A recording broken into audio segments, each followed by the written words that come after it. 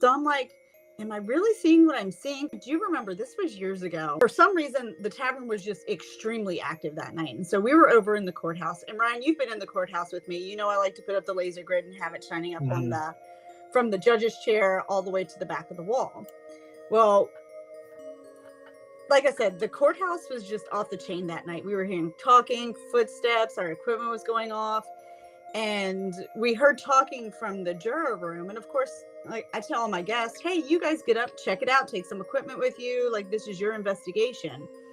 So there was one dude that just really like stood out to me. And he had like the low pony, and the way that like he reminded me of Patrick Henry. And I'm like, I'm giggling to myself and I'm like, yeah.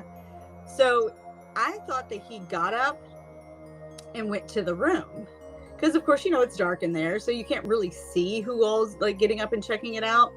So at one point I see a shadow go across the back wall and walk all the way to the judge's chamber. And I thought it was the guy, but there was like when you walk through the laser grid, you can kind of see facial features and Mhm. whatnot. I didn't see any facial features. So I'm like, am I really seeing what I'm seeing? Because of course, like you want to believe it, but then you're like, am I really seeing this? Like, do I want to get everybody in an uproar and be like, look behind you? But I watched as the shadow went from one room to the other. And then I was like, okay, maybe he did walk in that room. And I waited for almost 10 minutes before I got up.